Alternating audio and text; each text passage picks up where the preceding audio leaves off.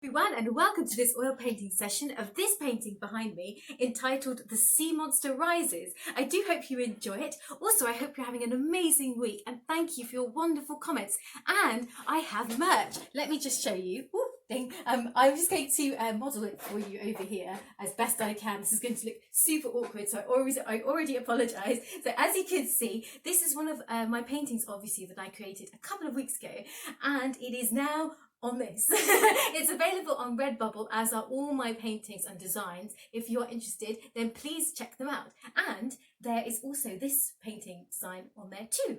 So I hope you are doing super well. Please, I hope you didn't notice that there's paint on my chair. Shh, don't tell anyone. So I thought I would also talk about the story behind this painting and how I created it. So this was a big painting for me. It doesn't look that big. It actually isn't really. So I think it's 13 by 16. So there wasn't the size that I normally get, which is 12 by 16, the canvas. So I had to settle for this size, but I actually really like it, the actual size itself. And it took a little bit of working out because most of this was from my imagination. The actual composition, I was quite foolish because, as usual, because I thought I should only roughly sketch it and not really use any references initially. But really, I think it would have been a lot easier had I properly drawn it out in the more sensible way. But because I'm not sensible, and this is no surprise, I decided to do like the really most rough sketch ever. I had this concept of this big wave and then a ship coming up and then just like sort of crashing into this enormous wave and this monster kind of towering above. So that's how I thought, and that's what I kind of just scribbled out initially.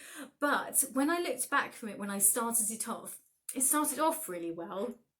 But when I started to paint it, I realised that there were a number of problems. A lot of the actual colours that I was using and certain aspects of the composition, I felt it didn't quite work. I thought that initially this section, like this part of the galleon was too thick, and I'm still kind of like, I'm only just about satisfied with it, but it really, like the actual really stark brown colour of it as well, didn't really do it for me. And I like halfway through painting this, I was really considering just giving up, and this does happen to be quite often. I get sort of halfway through a painting and I'm like, oh my god, that's horrendous, and then I do keep working at it, and fortunately I did stick with it. But it is a really especially with oil painting, I find this doesn't happen with any other medium, but at least for me anyway. But with oil painting, because it's such a long process, and I started this painting a while ago, because it's such a long process, you can get about halfway through and think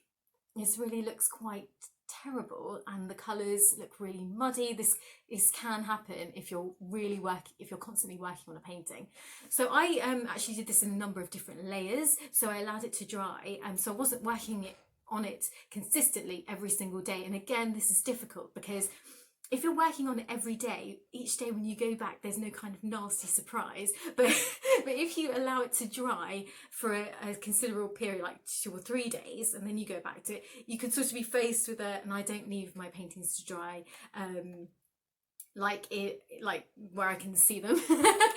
I tend to leave them in like a place that has lots of windows open, so I don't actually go and look at them until the 3 days are up, and then I'll go and look at it and be like, wow, that is not good. So that's how I kept feeling on this one. And so I really feel like next time, I've learned a lot, next time I'm going to be really strict and draw things out properly.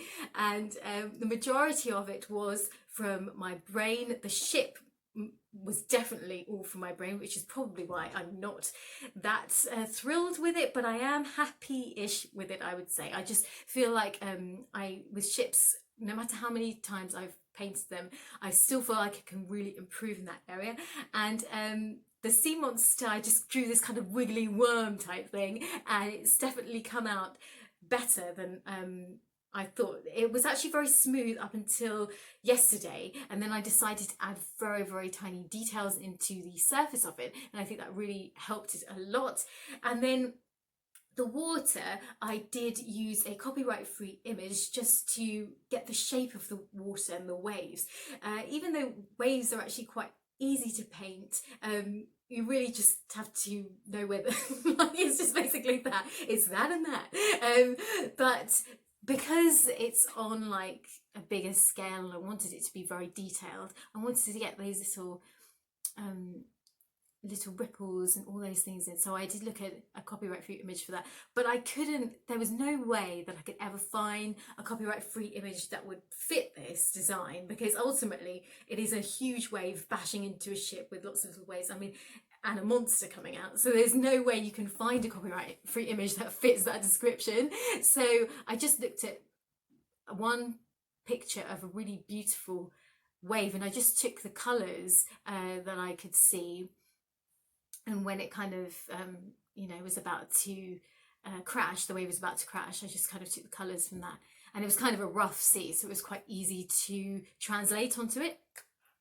So I still think I could have done more details in certain areas, and the sky was a complete disaster up until very recently, because it was basically a very strong sort of indigo-ish blue, and I used that blue, I think actually no, it was a Prussian blue, and I use that blue very often in my skies, but I really did not like the orange sunset that I created. I basically created around about here an orangey sunset that kind of stretched across the entire canvas, and it sounds great, but it wasn't at all, because for some reason, I mean, oranges and blues work so beautifully together in art in general, but for some reason it just looked so stark and it didn't look blended enough, and I just feel like it was too bright.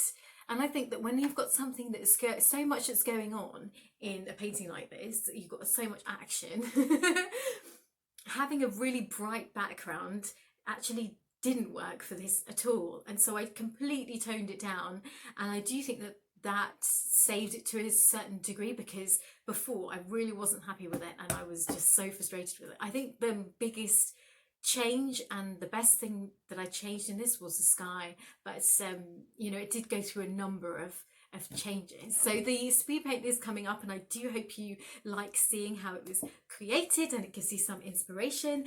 And the story was, basically, this is quite silly, but I don't know if you guys ever see Blue Planet with David Attenborough, but I watch it kind of quite often, and I wasn't inspired by any sea, well, they're not really called sea monsters, or anything living under the very depths of the sea.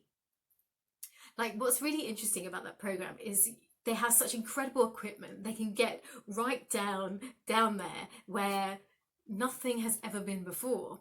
And it's terrifying in some ways what is actually so far below the sea. Like, you can't even imagine, if you have never seen the program before, you can't even imagine the weird, creepy stuff that is behind there and down there. And it's not even from the past. It's like they're living right now. It's very, very strange. I mean, you think that you know, these weird monsters don't exist, but really they do. And so I created my own monster. I had this, I was kind of inspired by an eel, but I didn't look at any eels. I just thought, I'm just going to draw whatever comes into my mind. And that seemed to be kind of like weird eel-like creature. But I know that when I've seen those programs, you do get at the very, very kind of in the very depths, you do get these really strange, and they don't actually have this bright colour either. They tend to have almost, I don't know whether that's just because of the camera and things, but they tend to look very murky and like they're haunted or something. And so some haunted creature, and the idea is this sea monster has been kind of swimming around in the depths, you know, really bored because it's been waiting for something to come along for it to eat or just to, like, you know, scare, and nothing has come around for hundreds of years.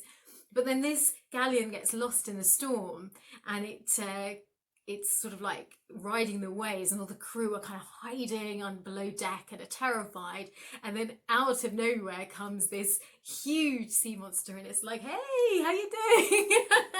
I'm sure it wouldn't have been as friendly as that, but that's kind of like, for the sea monster, it's like Christmas, because, you know, finally something has come along to entertain it, and the people in the ship, in the galleon, are absolutely terrified. Like, all the sailors are just terrified and scared. You know, that was the idea anyway. And so this concept has been, so I started painting this about a week and a half ago, and finally we have reached the end, and I thought it was never going to end. I mean, I'm glad that it is over. All I can say is it is a relief that it didn't turn out to be a disaster, because then the worst thing is when you have worked so hard on a painting and then you abandon it and give up on it. I very rarely do it, because I feel like even if it's terrible, I should still cross that finish line. But there have been instances where I've just thought, I just cannot go on anymore with this one. And so this did reach that point, but I pull it all back, partly, I'll tell you, because I had to get this video up, and so I thought I'm not going to have, and what's even worse is in my last video I kept saying, oh, there's like a really great epic painting going on. Then it would have been really embarrassing if I'd been like, actually, surprise, I just threw it away. So, oh well, I was tempted, but you know. So there we are. I really do hope you enjoyed this little chat and this little painting. I hope you enjoy the merch. One final view of the merch. You can't see it properly because of the lighting. I should probably have moved back, but anyway, really cringy intro to the merch. But anyway, yeah, and I hope you're all doing super well. There's so much craziness going on with the YouTube, like, terms and conditions, all the changes, and so I applaud any YouTuber, art YouTuber who I'm subscribed to, who has been uploading all these amazing informative videos, because there have been a few and I just think they're all amazing, and I just hope that YouTube sees sense and realises that we are all kind creators, and there's only a very, very small minority of people who makes, you know, silly, offensive videos, and the rest of us are just, you know, trying to just create something inspiring for others, you know. So I just hope it all solves itself somehow, the way that Article 13, which apparently is back, I don't know what's going on with that, but that seemed to go away for a while, so let's just hope that all these things just go away forever. So yeah, so thank you so much. I hope you're all so well. Here comes the speed paint, and take care, guys. Oh,